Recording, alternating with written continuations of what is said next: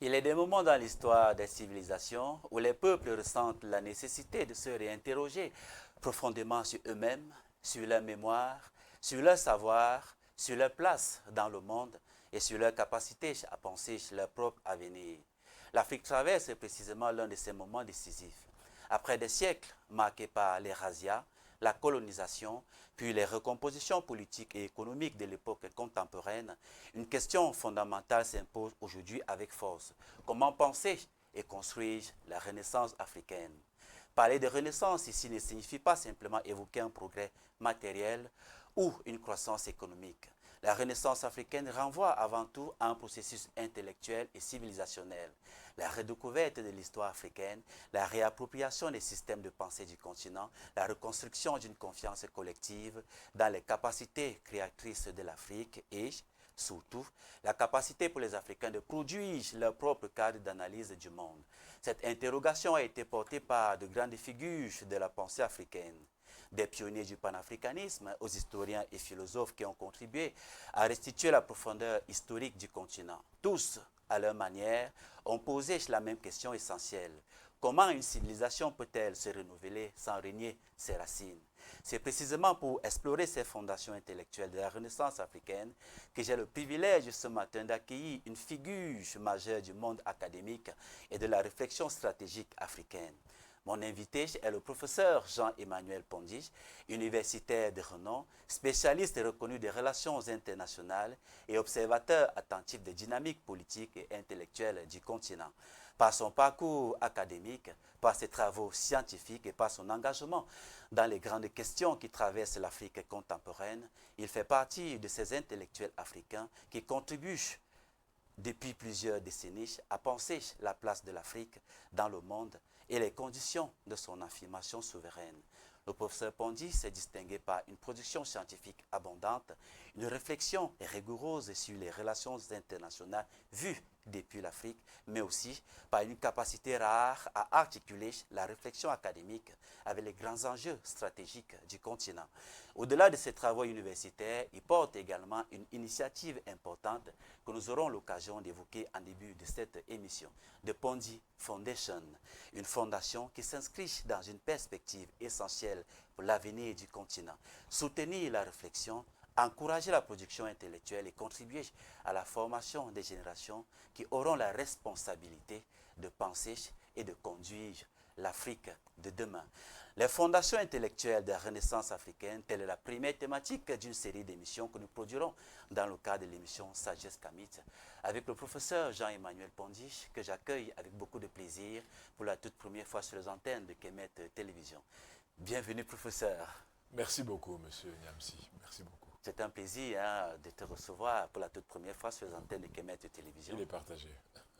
Ancien recteur de l'Institut des Relations internationales du Cameroun, vice-recteur de l'Université de Yaoundé 1, également ancien recteur de ICT University, auteur d'une dizaine d'ouvrages, sans compter les articles scientifiques. Le parcours, il est élogieux, professeur. Bon, je dirais qu'il est à l'image de ce qu'il y a à faire. Par rapport à ce qu'il y a à faire, ce qui a été fait n'est qu'une petite partie. Parce qu'il faut inviter les Africains, justement, à comprendre que la création de notre propre environnement, notre propre contexte est l'une des interpellations qui nous incombent aujourd'hui. Il faut que nous ayons nous-mêmes, dans cette ère de l'intelligence artificielle, les moyens de mettre des récits, des narratifs qui correspondent à ce que nous voulons, à ce que nous souhaitons et à ce que nous désirons avoir. Et ce n'est pas les autres qui vont venir le faire, on n'a pas à leur demander de le faire à notre place. Et donc il faut produire beaucoup, il faut surtout produire une réflexion utile qui nous aide à améliorer l'existant et faire en sorte que le futur ne soit pas soumis aux désirata des autres. Avant d'entrer dans le vif du sujet, justement, professeur, nous allons parler de la fondation, de Pondy Foundation. Alors, quelle est la motivation qui a été la tienne de créer une fondation et qu'est-ce qu'on retrouve justement? Bon, disons que, en fait, la Pondy Foundation est une idée qui date de depuis longtemps et d'un constat. Le constat, c'est que on a l'impression pour les jeunes générations que beaucoup d'Africains n'ont pas produit des choses, n'ont pas inventé des solutions, n'ont pas créé des nouveautés ou innové. ce qui naturellement est faux. Donc le problème est dans la capacité que nous avons d'archiver, de codifier et de transmettre. Et à ce niveau-là, il n'y a pas des mécanismes toujours très clairs. Et notre idée, c'est de dire il faut une transmission intergénérationnelle des savoirs endogènes africains.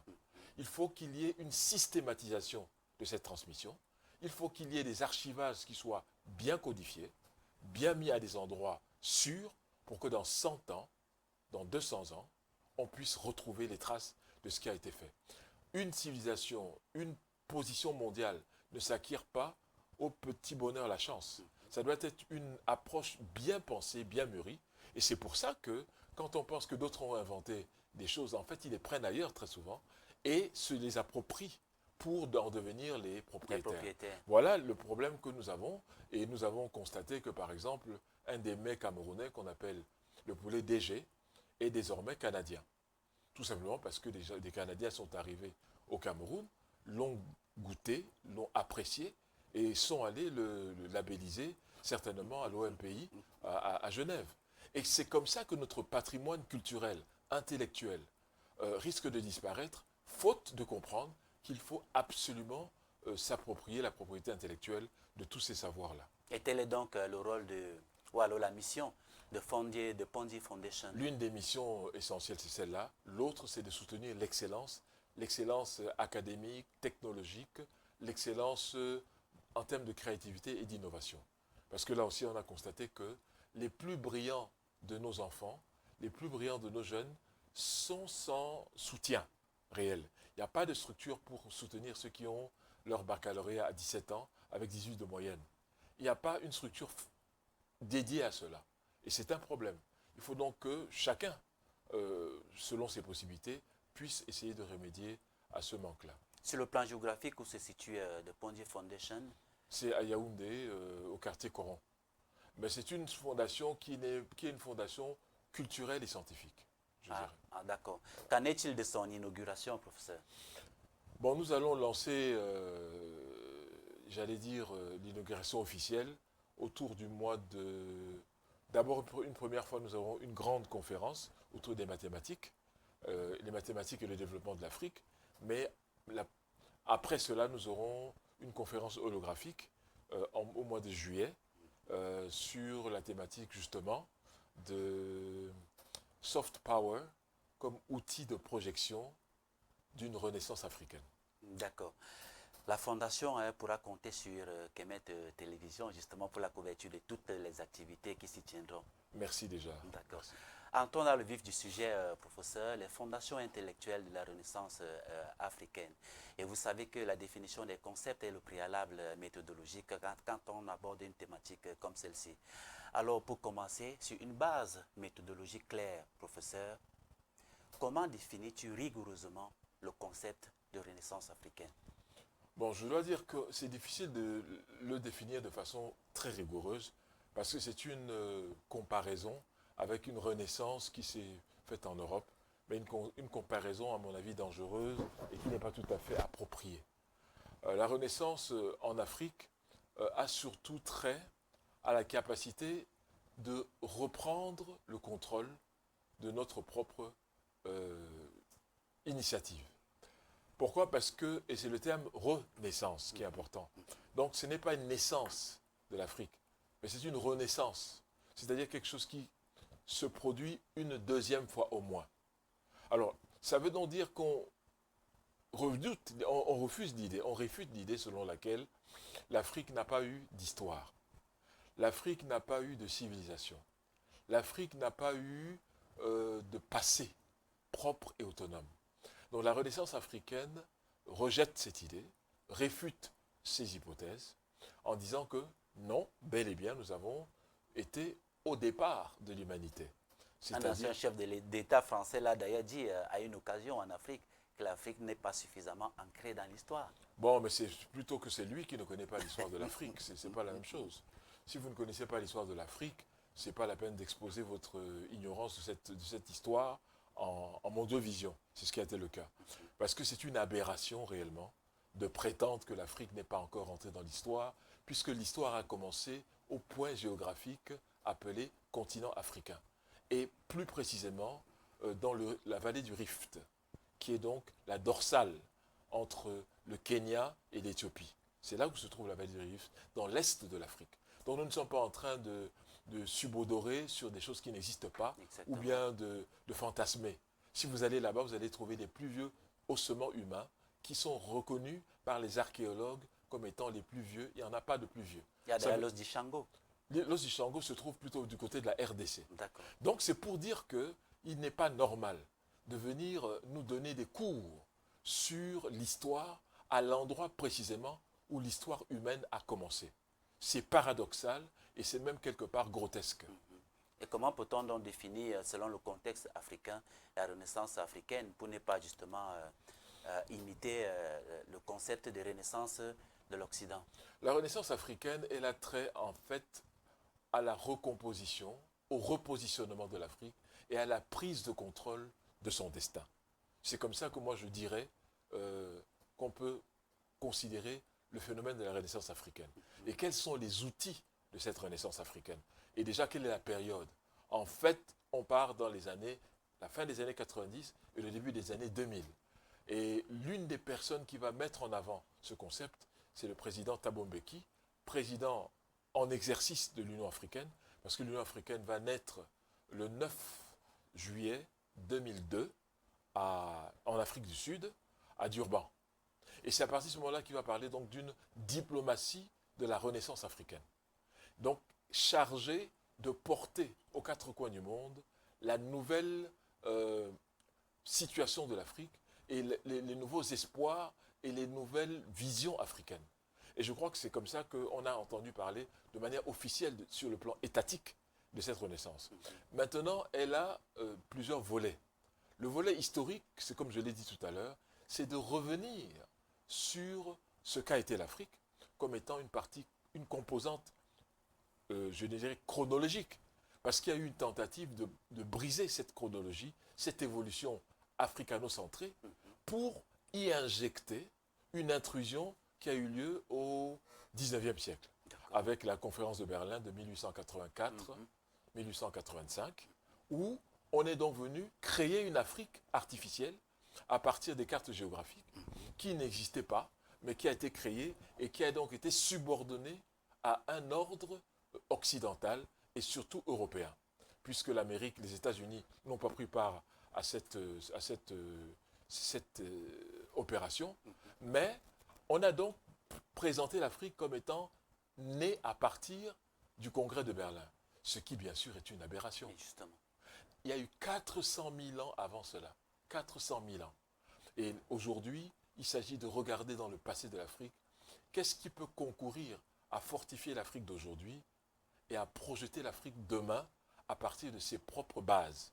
Et c'est ça, quand on parle donc de la dimension historique, c'est cela. Il y a la dimension infrastructurelle de la Renaissance africaine qui a été matérialisée par le NEPAD. Le NEPAD, donc c'est New Partnership for Africa's Development, C'est une organisation internationale. qui est née des réflexions entre le Sénégal et l'Afrique du Sud, qui a donc donné naissance à une organisation internationale basée au Ghana. Et l'idée, c'est de mettre des infrastructures sur tout le continent africain qui permettent de faciliter et de fluidifier les rapports entre les États qui sont sur le continent. N'oublions pas que le continent africain a quand même 30 millions de kilomètres carrés. Et c'est un continent énorme qui inclut, tel qu'il est là maintenant, les États-Unis d'Amérique, l'Inde, la Chine, l'Europe, et tout cela à l'intérieur d'un même continent. Mais quand on regarde la carte d'Afrique, Justement. elle ne donne pas du tout cette impression. Exactement. Parce qu'elle a été rapetissée. Et ça fait partie des problèmes, justement, de l'image de l'Afrique qui est toujours Considéré comme le petit toutou de l'humanité. qui est toujours minorée, effectivement, alors que la vérité n'est pas celle-là. Donc, il y a une dimension, j'ai dit, historique, il y a une dimension maintenant infrastructurelle de cette Renaissance qui veut qu'il y ait des infrastructures qui puissent faciliter les interactions entre les différentes parties du continent. Du nord au sud, c'est-à-dire du Caire au Cap et de Dakar à Mombasa, de l'est à l'ouest. Et donc, il est important d'avoir des infrastructures. Si vous n'avez pas de route, si vous n'avez pas de port, si vous n'avez pas d'aéroport, si vous n'avez pas de chemin de fer, vous ne pouvez pas, en fait, accélérer les interactions, les interagissements entre les pays africains. Donc, c'est important de voir cela. La dernière dimension que je voudrais rappeler, c'est la dimension économique. C'est-à-dire qu'on a mis sur pied la ZLECAf, la zone de libre-échange continentale africaine, laquelle a pour but justement de passer de 15% d'échanges à peu près aujourd'hui intra-africains à plus de 50% dans quelques décennies. Donc tout ceci mis ensemble est quand même régi par une philosophie. La philosophie selon laquelle l'Afrique ne peut pas s'en sortir en utilisant la pensée des autres, en utilisant je dirais la vision des autres, en utilisant la philosophie des autres. Ça ne s'est jamais vu nulle part au monde et ce n'est pas avec l'Afrique que ça va commencer. Nous devons d'abord compter sur nous-mêmes, sans être antagonistes aux autres, ça c'est très important, sans voir les autres comme des ennemis ou des adversaires, mais plutôt comme des complémentaires, mais à partir de nos propres intérêts et à partir de notre propre vision autonome. Sur ses origines intellectuelles, selon le professeur, quels penseurs ou courants intellectuels ont posé les bases de cette idée de renaissance africaine? Tu as commencé d'ailleurs à citer Thabo Mbeki tout à l'heure. Bon, Thabo Mbeki, parce que celui c'était un économiste, mais c'est un homme politique en tant que président de l'Afrique du Sud. N'oublions pas que l'Afrique du Sud, c'est quand même 25% de la puissance industrielle de l'Afrique. C'est la moitié des routes goudronnées de toute l'Afrique qui se retrouvent dans un seul pays, c'est-à-dire l'Afrique du Sud. L'Afrique du Sud, c'est avec le RAND, c'est tout un consortium en fait africain qui est là-bas. Donc, qu'ils pensent à une diplomatie de la Renaissance est très important parce qu'ils peuvent porter cela. Ils en ont les moyens, ils en ont les capacités. Maintenant, à côté de lui, il y a aussi le Nigeria, bien sûr. Nigeria qui est en réalité la première puissance économique en termes de poids, alors que l'Afrique du Sud est la première puissance économique en termes industriels. Voilà comment les deux se séparent. Mais quand vous mettez l'un dans l'autre, ça vous donne, avec l'Égypte, ça vous donne déjà peut-être la moitié de ce qu'on peut trouver en Afrique en termes de puissance réelle. Donc, je dirais Thabo Mbeki, bien sûr, parce qu'il a aussi pensé, il a théorisé cette diplomatie dont je viens de parler, de la Renaissance. Mais bien sûr, on ne peut pas éviter de parler de Cheikh Anta Diop, parce que Cheikh Anta Diop l'a fait dans les années 40 et les années 50, où il a parlé d'abord de la nécessité d'une indépendance culturelle de l'Afrique. Et il a mis l'accent sur la culture comme étant le pivot central, en réalité. Tout le reste dépend de la manière dont vous entretenez votre culture, vous la concevez et vous l'autonomisez. C'est ça qui vous permet de venir dans le concert des nations pour apporter votre singularité et puis pour, en réalité, réaliser vos objectifs. Mais la culture est le pilier, selon Cheikh Anta Diop. Et je pense que cette renaissance-là, elle a été matérialisée dans son livre « Nation, nègre et culture ». Et aussi sur, maintenant, l'intégration africaine. Il a beaucoup écrit dessus. Mais il est l'un des tout premiers Africains à avoir demandé l'autonomisation de l'Afrique et l'indépendance culturelle du continent. À côté de lui, bien sûr, on ne peut pas oublier de faire mention de quelqu'un comme le président Kwame Nkrumah, qui, lui, aborde l'indépendance et l'intégration sous un angle essentiellement politique. C'est pour ça que quand on parle d'intégration continentale, il faut savoir de quoi nous parlons, à partir de quels auteurs nous tenons nos principes. Parce que pour Kwame Nkrumah, c'est l'indépendance politique qui conditionne les autres indépendances. Et il dit bien en anglais, « Seek ye first the political kingdom, and all else should be added to it ». C'est-à-dire que cherchez d'abord le royaume politique, et le reste sera ajouté à cela. Donc pour lui, la liberté, la souveraineté sont des concepts d'abord politiques. Et c'est une fois que vous avez acquis, vous avez réalisé cette indépendance politique, que vous êtes en mesure de commander la réalisation des autres.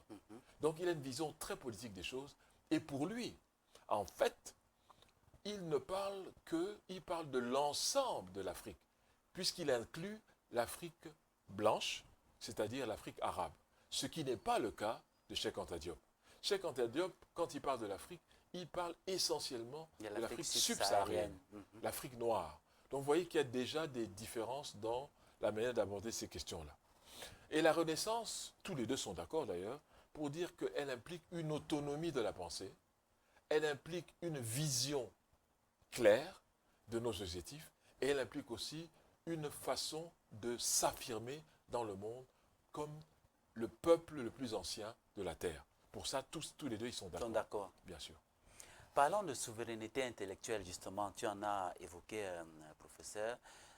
La Renaissance africaine passe-t-elle nécessairement par une reconquête de la souveraineté intellectuelle du continent? Je dirais que c'est impossible de ne pas répondre par l'affirmative. Parce que vous ne pouvez pas parler d'une Renaissance qui est sujette à la pensée ou à l'intellect des autres. Ce n'est donc plus autonome à ce moment-là. Et il faut bien comprendre que chaque continent a ses spécificités, comme chaque culture a sa spécificité. Et le grand clash entre l'Afrique et le reste du monde, et surtout occidental, c'est que ces derniers refusent d'accepter que leur culture n'est en rien universelle. Ils l'ont déclaré mondial, mais ça c'est par décret. Ils l'ont déclaré universel parce que ils l'ont imposé comme tel. Mais en fait, ce n'est pas possible. Et dans la réalité, ce n'est pas le cas. Non, puisque la culture est le fruit du développement historique. Donc, si vous n'avez pas eu la même histoire, vous ne pouvez pas postuler le même futur. Et avoir la même vision. Non, ce n'est pas possible. Et il faut avoir l'honnêteté intellectuelle de dire qu'il s'agit là d'une grande escroquerie. Parce qu'en fait, la vérité, c'est que les Africains diffèrent à bien des égards dans leurs approches, par exemple de l'Europe. Je ne dis pas que c'est meilleur ou que c'est moins bien, mais c'est différent. Et je vais donner juste 2 ou 3 exemples. Le premier exemple, c'est dans le pouvoir de la communauté sur le plan social. En Afrique, nous n'admettons pas l'idée que l'individu est au-dessus de la communauté. Cela n'est pas acceptable. Et ça a donc une répercussion grave sur la manière dont nous concevons l'organisation sociale en Afrique comparée à l'organisation sociale en Europe. Une fois de plus, je ne suis pas en train de dire que l'un est meilleur que l'autre, mais il faut reconnaître des différences qui sont liées à l'histoire et à la manière d'évolution de chaque peuple et de chaque culture. Donc nous, en Afrique de manière générale, y compris en Afrique du Nord, c'est la communauté qui prime sur l'individu. Donc quand nous parlons des droits, nous ne parlons pas des droits aux mêmes personnes, ni aux mêmes communautés. Les droits dont nous parlons, nous, c'est d'abord les droits de la communauté. Les droits dont ils parlent, eux, c'est les droits liés à l'individu. Donc ce n'est pas la même vision du monde. Il ne faut pas qu'on nous raconte des histoires. Justement. Ce n'est pas la même vision du monde. Bon, maintenant, et c'est pour ça que vous avez la charte africaine des droits de l'homme et des peuples. Mais si on n'avait pas ajouté la dernière partie, on ne l'aurait jamais voté à Nairobi en 1981.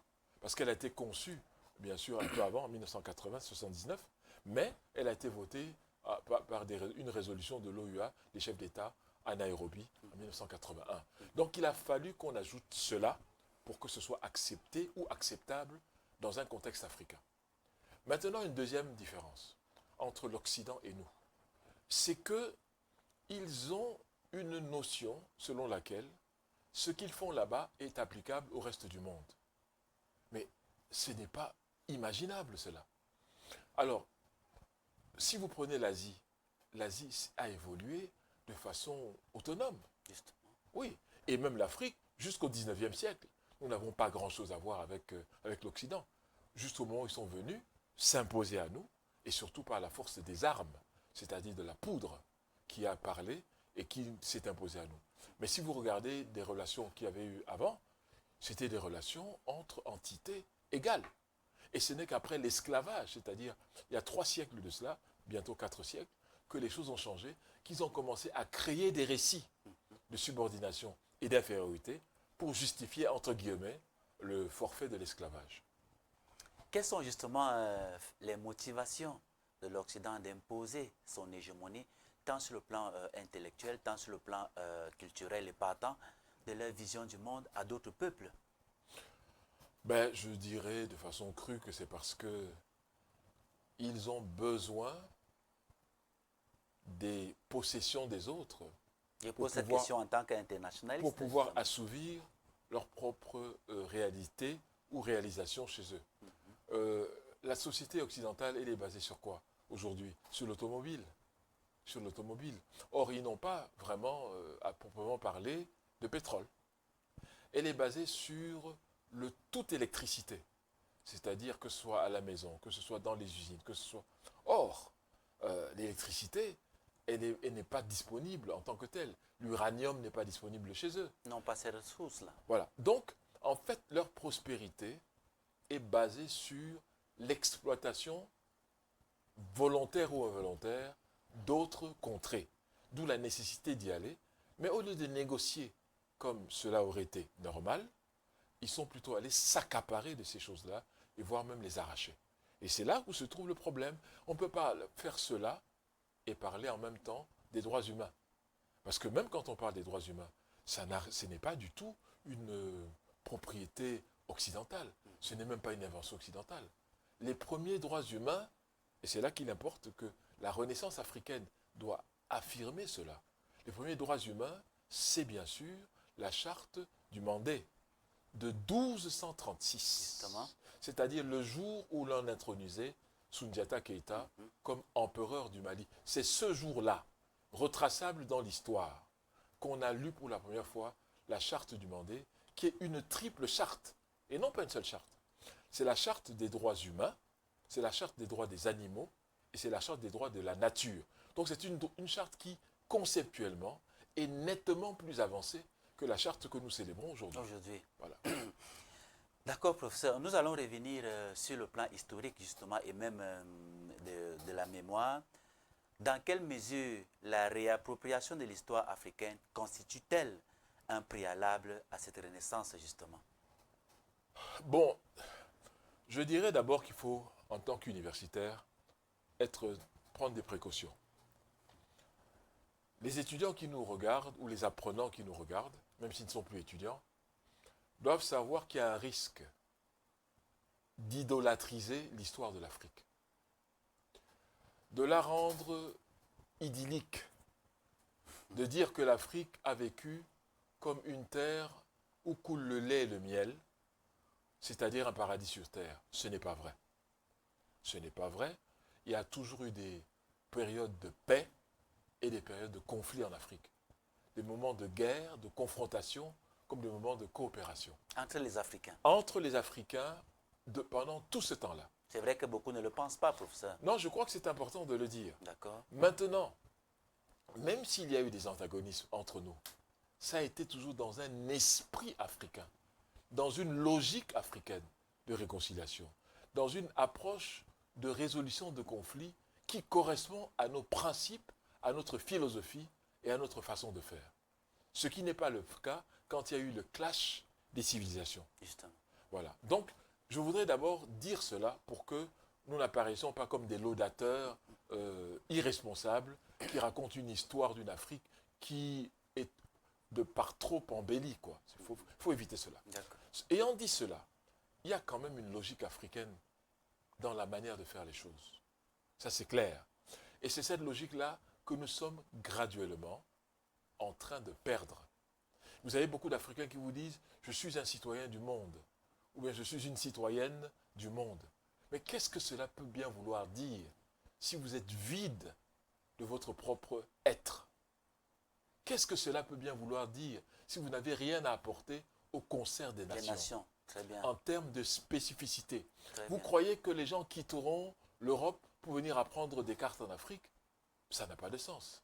Vous croyez que les gens quitteront les États-Unis pour venir apprendre comment il s'appelle celui qui a créé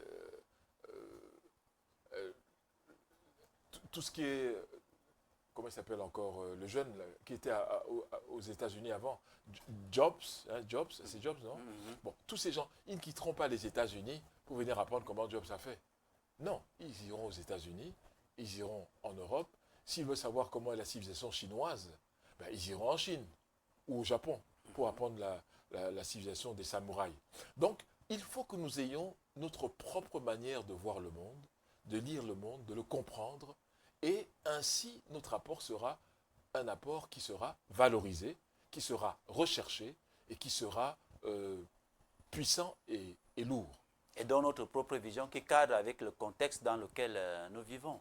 Mais le problème que nous avons aujourd'hui, c'est que cette vision est en train d'être de plus en plus évanescente, parce qu'elle est édulcorée, elle est diluée dans une sorte de mondialisation qui, de ma foi, de mon point de vue, est dangereuse quand elle n'est pas contrôlée et elle n'a pas comme objectif de consolider qui nous sommes, mais plutôt de nous désafricaniser. Et ça, c'est dangereux. En tant qu'universitaire, professeur, venons-en donc au rôle des universités. Est-ce que les universités africaines jouent-elles encore aujourd'hui pleinement leur rôle dans la construction de cette renaissance? Je répondrai en disant que université en Afrique ne veut pas dire université africaine. C'est deux concepts bien différents. Exactement. La plupart de ce que nous avons comme institution ici, malheureusement, ce sont des universités en Afrique. C'est-à-dire qui importent le mode de fonctionnement, le mode de raisonnement et les philosophies non africaines. Je n'ai rien contre les philosophies non africaines, mais quand elles jouent un rôle négatif par rapport aux nôtres, il faut s'interposer.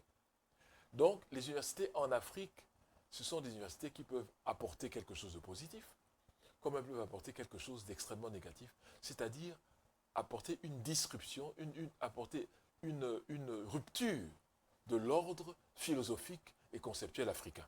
Et c'est souvent ce que font les universités étrangères ou la pensée étrangère, qui a pour but, justement, de fragiliser l'aspect africain pour lui substituer un aspect non africain.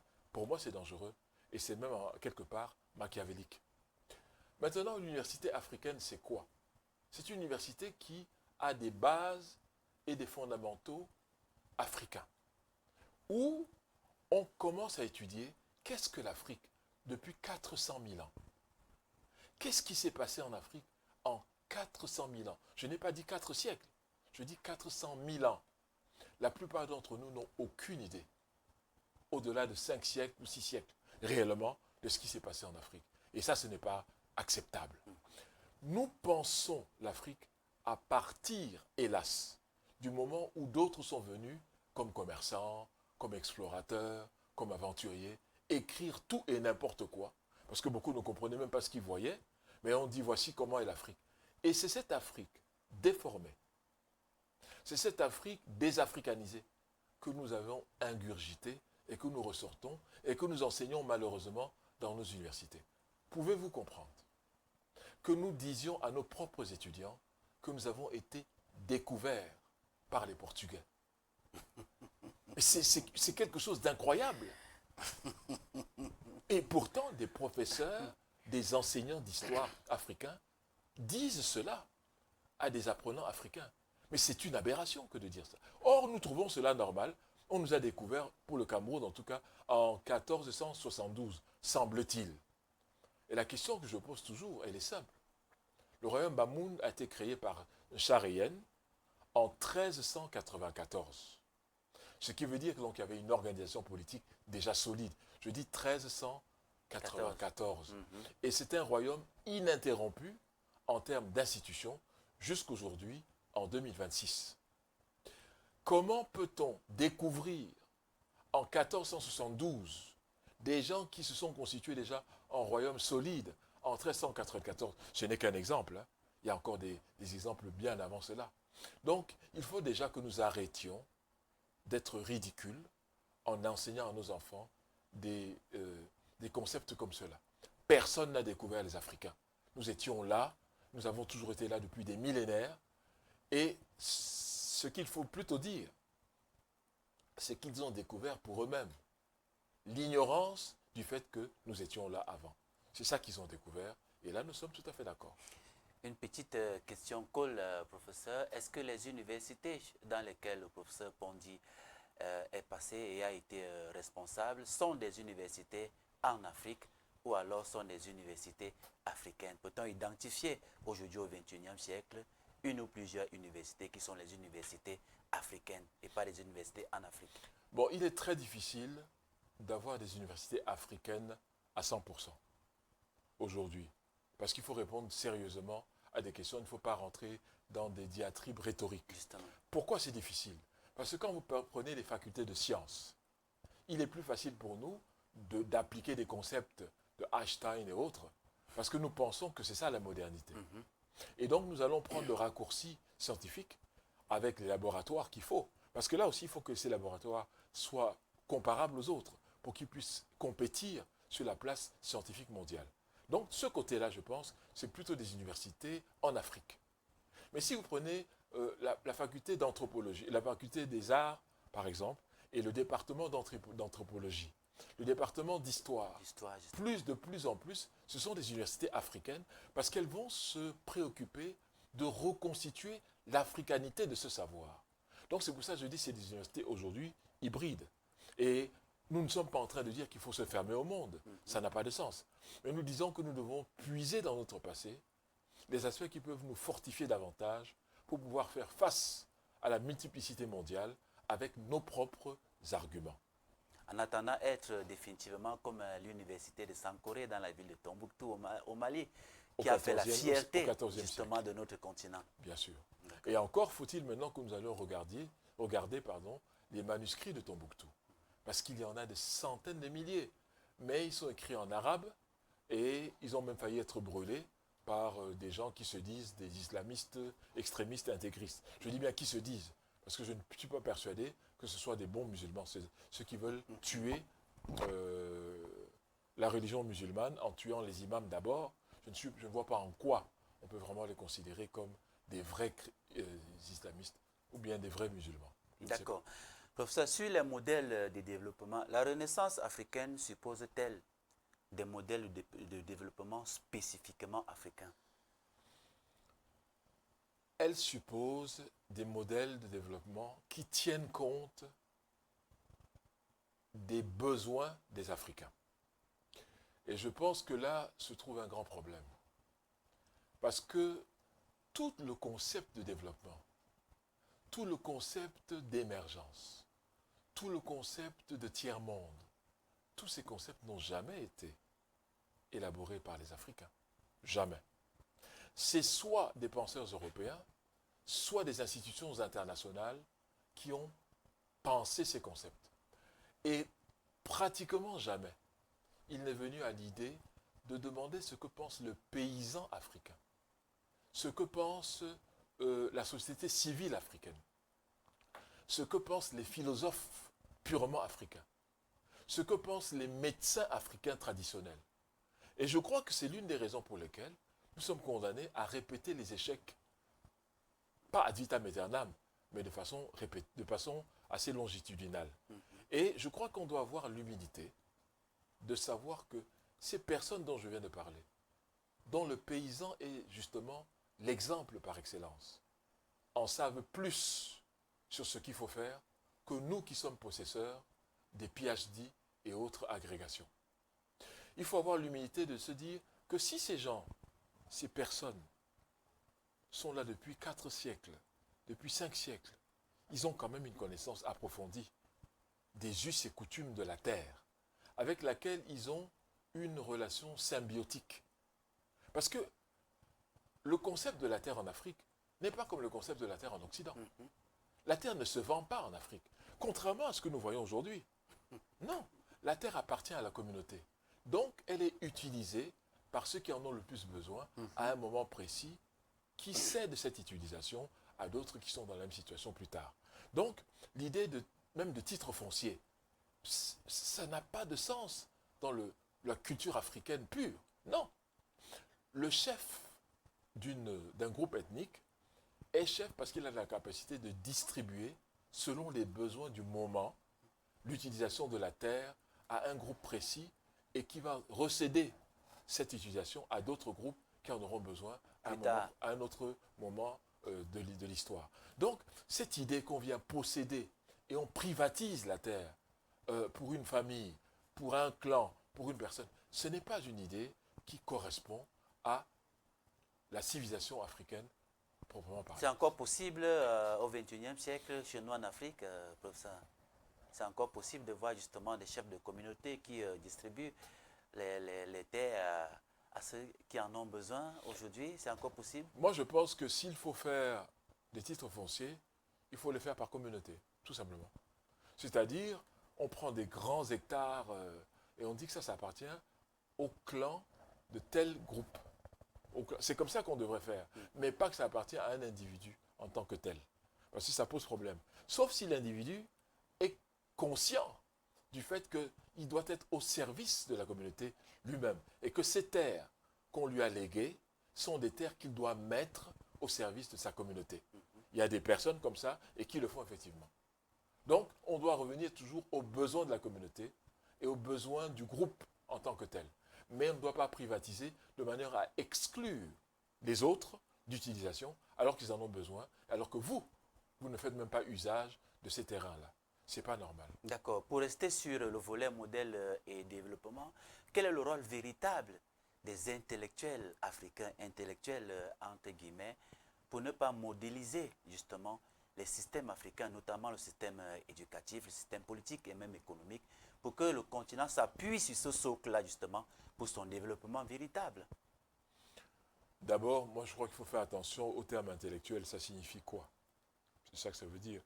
Intellectuel est un terme, une fois de plus, qui naît dans un contexte qui n'est pas le nôtre, qui naît dans un contexte, bien sûr, essentiellement français, dans l'affaire du capitaine juif, je pense qu'il s'appelait, c'était qui encore qui avait, et puis je crois que c'est Victor Hugo qui a écrit l'affaire Dreyfus, et Victor Hugo a écrit pour le défendre, pour dire que c'est un patriote et qu'il ne faut pas douter de son patriotisme, par exemple.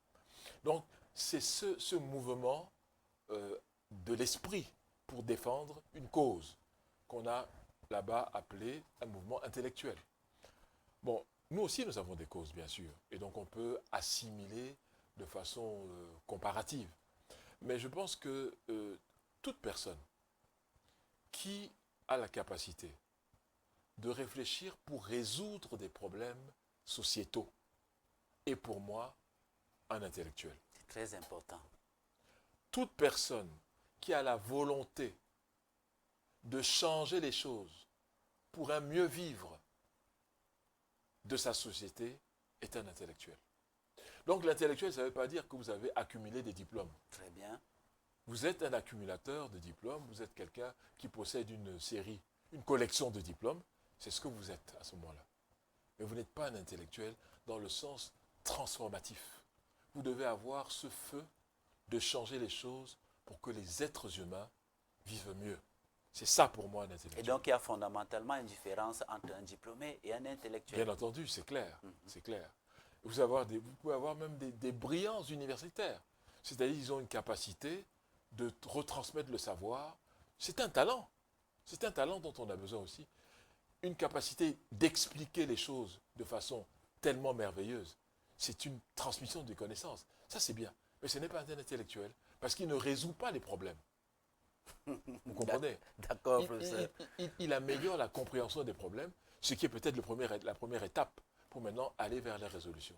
Mais si vous êtes adonné à résoudre les problèmes, là, vous êtes un intellectuel. Malheureusement, chez nous, en Afrique, ce n'est pas ce qui prévaut. Parce que les gens ont souvent des approches alimentaires en essayant de voir comment est-ce que leur sort sera amélioré par les diplômes qu'ils ont pu collectionner. Voilà. Et pour moi, c'est très dangereux. C'est très dangereux et c'est même néfaste. Parce que ça apporte la guerre entre les diplômés.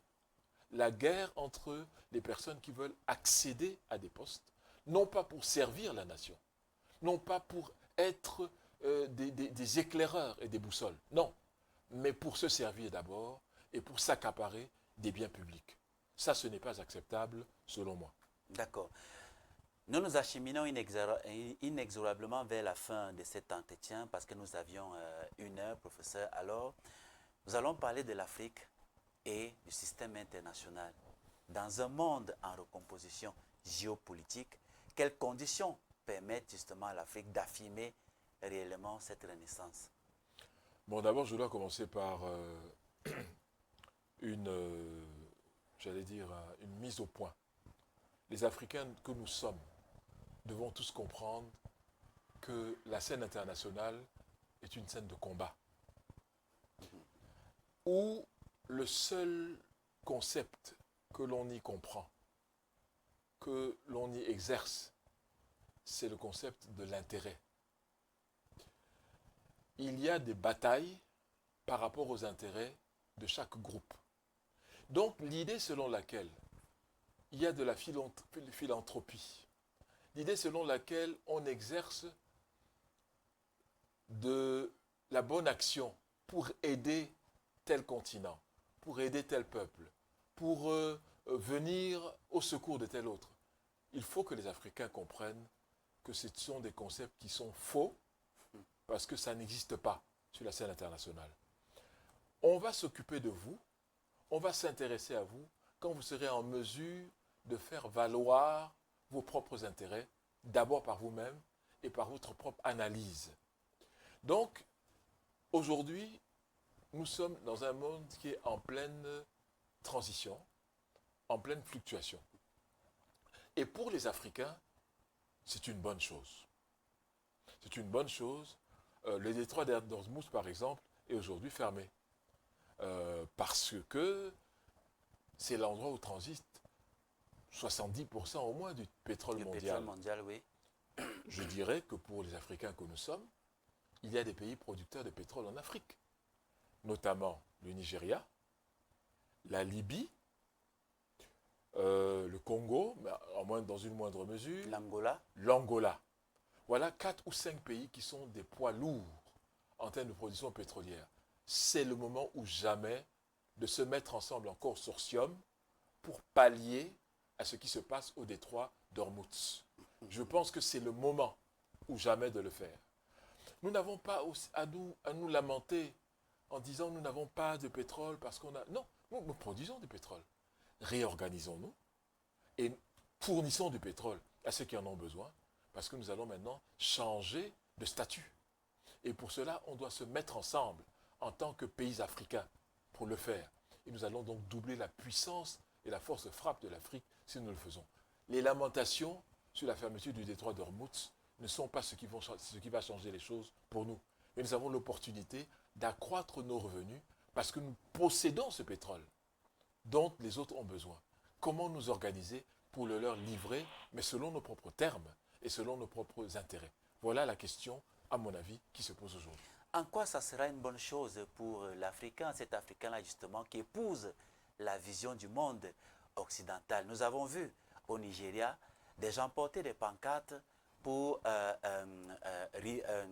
comment on dit ça, pour dire leur ras-le-bol par rapport à ce qui se passe en Iran et notamment la mort du guide iranien. Si l'Africain déjà pense comme ça, a cette vision du monde, comment peut-il profiter véritablement, concrètement, de cette situation qui se passe dans le détroit d'Ormuz et notamment la guerre entre l'Iran et puis les alliés israélo-américains? Je pense que la compassion est humaine. La compassion est tout à fait humaine. Et je pense qu'il n'y a pas un continent où il y a plus de compassion que chez nous. Mais ça ne veut pas dire qu'on ne devait pas renforcer vos intérêts. Je crois qu'il est temps pour nous de comprendre que nous devons d'abord travailler pour l'intérêt de l'Afrique, comme les Américains travaillent pour l'intérêt de l'Amérique, comme l'Europe travaille pour les intérêts de l'Europe, et comme les Asiatiques travaillent pour l'intérêt de l'Asie. Il n'est pas superfétatoire pour nous de penser d'abord à défendre nos intérêts. Et je dis que ça n'exclut pas qu'on ait une certaine compassion pour ce qui se passe. Quand des choses ne fonctionnent pas bien dans le monde, il est normal qu'on s'exprime. Mais ça ne doit pas être au-dessus de la recherche de la maximisation de nos intérêts. Mais la compassion doit quand même être réciproque aussi, professeur. Lorsque le M23 massacrait les Congolais, on n'a pas vu l'Iran et même un pays de la communauté internationale, n'est-ce pas, apporter, faire même des communiqués pour dénoncer ce qui s'y passe. Vous Il avez y en a parfaitement la guerre raison. du Biafra, par exemple. Il y a beaucoup, n'est-ce pas, d'autres guerres civiles. Ce qui se passe actuellement au Soudan, nous ne voyons aucun pays occidental, justement, lever le petit doigt pour dénoncer ce qui s'y passe. La compassion, oui, mais elle doit être aussi réciproque quand même. Vous avez tout à fait raison. Je n'ai rien d'autre à ajouter à cela. Vous avez parfaitement raison. D'accord, professeur.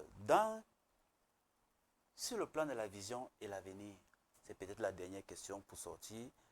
Alors, selon toi, quels sont les piliers indispensables d'une véritable renaissance africaine au XXIe siècle?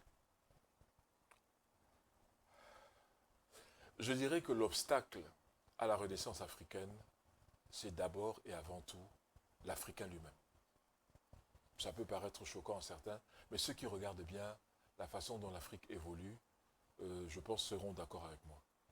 Il y a beaucoup d'Africains qui ne croient pas en la capacité de l'Afrique de s'en sortir par elle-même et avec ses moyens. C'est la première chose qu'il faut, à mon avis, modifier et réajuster.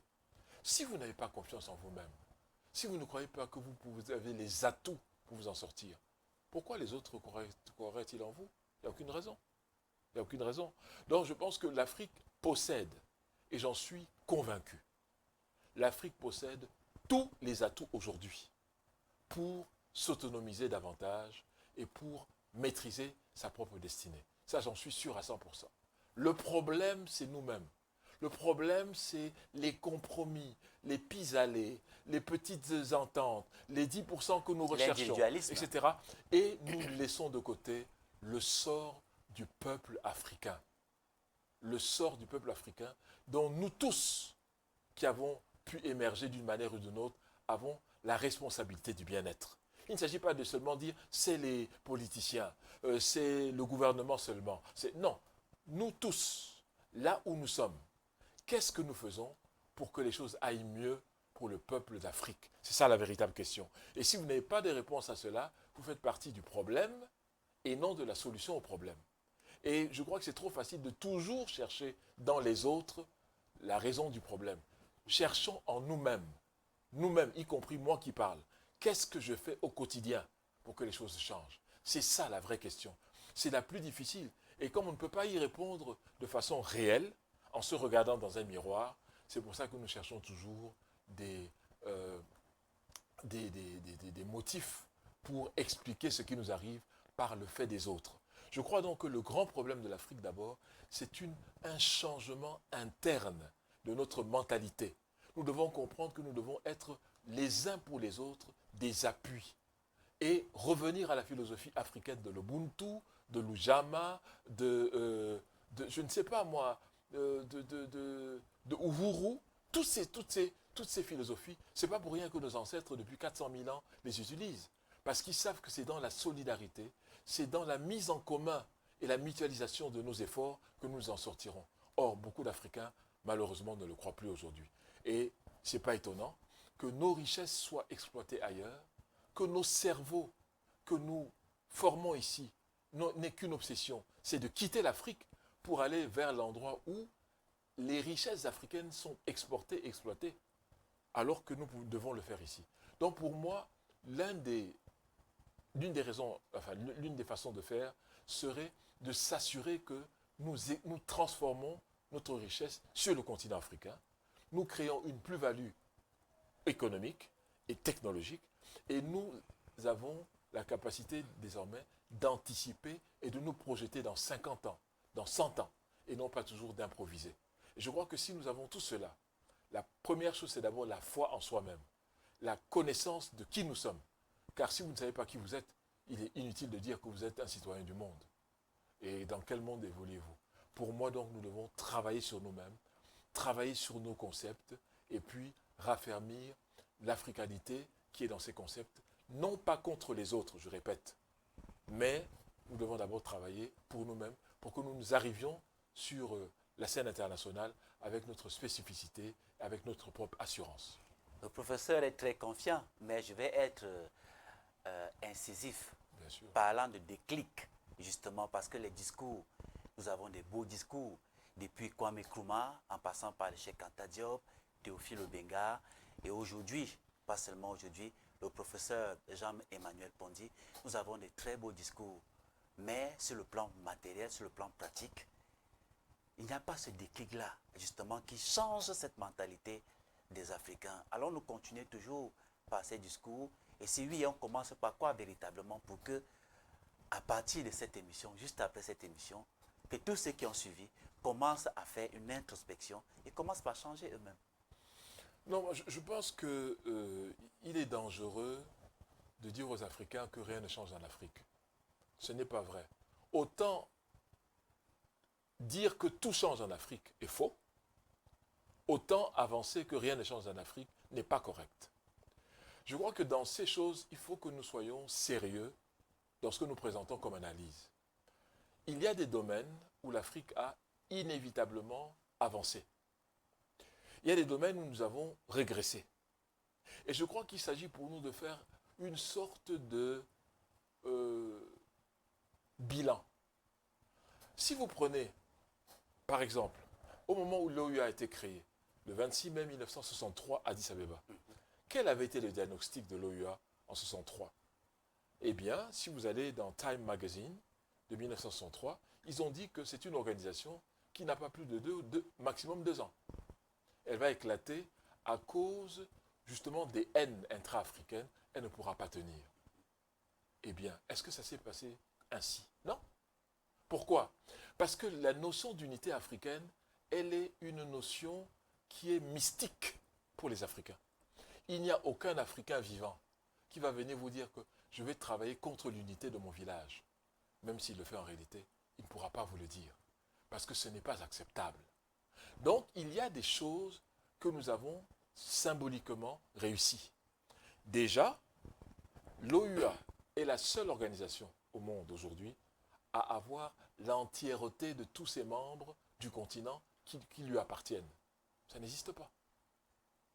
C'est la seule organisation au monde qui, chaque année, se présente aux Nations Unies et parle d'une seule voix. Aucune organisation ne le fait, sauf l'OUA, aujourd'hui l'Union africaine. Bon, c'est peut-être symbolique, c'est vrai, mais ça veut dire que nous tenons quand même à l'essence de qui nous sommes, c'est-à-dire l'importance de l'unité malgré les problèmes. Maintenant, ayant dit cela, est-ce que beaucoup d'Africains savent qu'entre 2000 et 2010, 6 des 10 économies ayant le taux de croissance le plus rapide au monde étaient africaines? Combien d'Africains le savent? Vous savez, parce qu'on a aussi tendance à tomber dans ce négativisme qui est créé par les médias non africains qui ont comme objectif justement de nous rabattre, de servir de rabat-joie. C'est ça. Je dis qu'entre 2000 et 2010, 6 des économies ayant le taux de croissance le plus rapide au monde venaient d'Afrique. Je mets qui que ce soit au défi de nier cela. Bon, alors ce qui est bizarre, c'est que quand arrive donc le Covid, en 2019, on se rend compte que depuis les 25 dernières années, la courbe de la croissance africaine, elle a été ascendante. Ascendante. Alors, si cela est vrai, comment justifier l'aide? Comment justifier tout cela ad vitam aeternam? Il y a un problème. Si vous êtes en pleine croissance économique, est-ce que vous avez autant besoin d'aide que ce que nous dit le FMI et la Banque mondiale? Très bien. C'est ça la question. Donc ça veut dire qu'il y a beaucoup de zones d'ombre qui sont entretenues pour des raisons tout simplement, j'allais dire, d'instrumentalisation. Et celui qui est sacrifié dans tout cela, ce sont les peuples africains. Parce qu'en fait, il y a une mafia qui s'est installée entre ceux qui donnent l'argent et ceux qui l'utilisent à des fins qui ne sont pas des fins populaires. Voilà la réalité. Et donc, on nous dit, l'Afrique, ça ne va pas. L'Afrique, il y a des guerres, etc. Mais la vérité, c'est que pourquoi est-ce que ces phénomènes continuent? En Afrique, il n'y a que 2 pays qui produisent des armes. L'Égypte et l'Afrique du Sud, dans des continents, des taux qui sont très très petits, à peine 0,1% des armes qui circulent en Afrique viennent de ces 2 pays. Or, ça veut donc dire que toutes ces armes qui tuent les Africains par milliers chaque jour, viennent d'ailleurs. Comment arrivent-elles à rentrer là? Qui finance leur acquisition en termes financiers? Tout ça, c'est important. Donc je pense que quand on fait le bilan de l'Afrique, il faut regarder tout ça. Il y a des aspects positifs et des aspects négatifs. Et quand vous allez aujourd'hui, que vous voyagez dans les aéroports à travers l'Afrique, vous voyez très bien que la qualité technique, infrastructurelle de ces aéroports n'a strictement rien à envier à ce que vous voyez dans tous les autres continents. Ce sont des vérités. Donc, maintenant, moi, Jean-Emmanuel Pondy, je me suis donné comme objectif de décrire une certaine Afrique positive. Mais je suis conscient que c'est un choix et c'est une option. Parce qu'il y a tant d'autres qui se sont donnés comme objectif de décrire une Afrique où rien ne marche, mais avec un arrière-goût, un arrière-esprit, une arrière-pensée, c'est de faire en sorte que nous puissions donc accroître la dépendance de l'Afrique et sa capacité à mendier dans le reste du monde. Moi, je suis contre cela. Et je suis pour une autonomisation de nos capacités. Donc, c'est une option. Je reconnais que j'ai tendance, moi personnellement, à ne décrire que ce qui fonctionne en Afrique. Mais ce n'est pas pour nier qu'il y a des problèmes, qu'il y a beaucoup de choses à résoudre. Ça, c'est vrai. Mais, pour moi, c'est une option. Comme il y a d'autres qui ont pris d'autres options. Je vais revenir quand même sur l'Union africaine dont tu parles avec positivité. Non, il y a beaucoup de problèmes dans l'Union africaine aussi. Hein. Voilà, une organisation africaine qui est financée en partie par l'Union européenne, ça pose un problème. Lorsqu'on voit les membres de cette Union européenne-là dans les réunions de l'Union africaine, ça pose un problème. Je n'ai pas encore vu des réunions de l'Union européenne justement où on retrouve des Africains. Est-ce que forcément, en étant financé, on peut être autonome et libre véritablement? La réponse, elle est claire, c'est non. Cette obstination de beaucoup de dirigeants africains à continuer à mendier, à se ridiculiser, à s'abaisser, à demander de l'argent, alors que cet argent, nous l'avons. C'est ça le problème. Ce n'est pas que nous demandons de l'argent que nous n'avons pas, nous l'avons. Mais nous avons tué les personnes qui, précisément, avaient comme ambition de libérer l'Afrique financièrement. J'ai nommé Mohamed El-Kadhafi. Je l'ai entendu personnellement parler au sommet de l'Union africaine de Lomé le 11 juillet 2000. J'y étais. Je l'ai entendu. Je l'ai encore entendu au sommet de l'Union africaine de Lusaka en juillet 2001, qui était le sommet de la transition OUA-UA. Il a parlé encore, où il a dit « La Libye met des milliards de dollars à votre disposition », parlant à ses pairs, c'est-à-dire à ses collègues. Pourquoi préférez-vous aller demander de l'argent dans les instances internationales alors que nous avons cet argent chez nous? Je l'ai entendu le dire. Ce n'est pas que quelqu'un me l'a dit. Et en tout cas, à Lomé, ce jour-là, il s'est excusé parce qu'il a dit qu'il avait une grippe et il a parlé pendant 45 minutes. Tous ceux et toutes celles qui ont assisté à cette réunion, à ce sommet de l'Union africaine de juillet 2000 à Lomé peuvent confirmer ce que je suis en train de dire.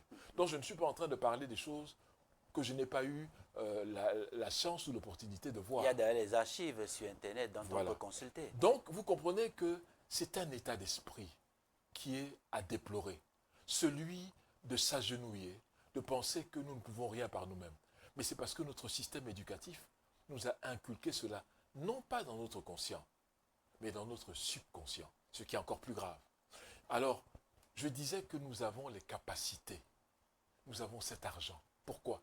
Quand vous prenez l'or, le diamant, le cobalt, le cuivre d'Afrique, et que vous le mettez ensemble, parce que c'est ça le problème, vous le mettez ensemble, aucune puissance étrangère ne peut prétendre être plus riche que l'Afrique.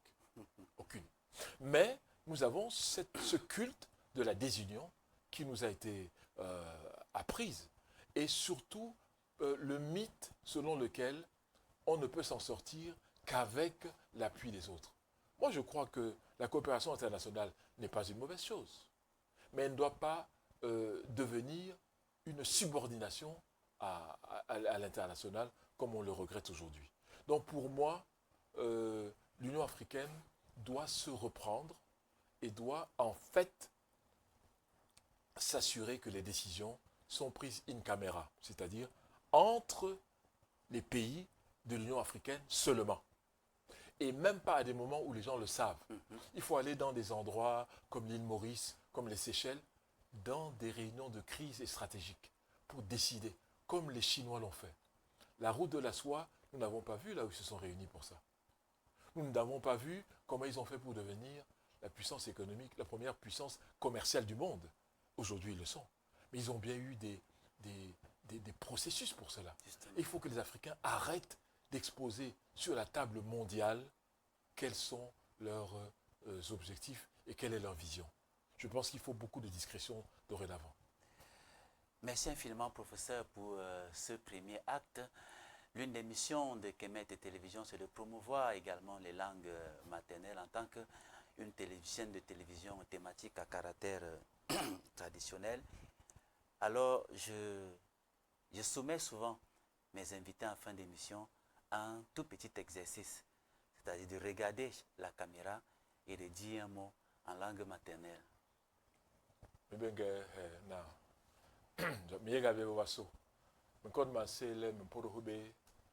Mais massé ba long Cameroun mais qui massé ba télévision Kemet télévision mais on le balari une salle un ton be waso da ko longue résultat il jam bon John de la massal un ton de la marque bana suhul new les ri be gongo beso de la ma nigil les reba borba. Merci infiniment pour ta disponibilité ce matin. Professeur Jean-Emmanuel Pondiche, merci infiniment pour la profondeur de tes analyses, ta rigueur intellectuelle et ta parfaite maîtrise des dynamiques historiques du panafricanisme et des enjeux contemporains du continent montrent à quel point la Renaissance africaine repose avant tout sur la reconstruction de la pensée, de la mémoire et de la souveraineté intellectuelle. Nous saluons également l'initiative que tu portes à travers The Pondier Foundation qui participe pleinement à cet effort de transmission du savoir et de préparation des générations appelées à penser et à bâtir l'Afrique de demain. Merci encore pour la pertinence et la richesse de cet échange. Chers téléspectateurs, nous poursuivons cette série la semaine prochaine avec le professeur autour de notre deuxième thème, défis contemporains et limites du modèle africain pour examiner les obstacles et les questions qui se posent aujourd'hui sur le chemin de la renaissance du continent. Merci de nous avoir suivis sur Kemet Télévision et à très bientôt et avec le même plaisir toujours sur nos antennes dans l'émission Sagesse Kamit.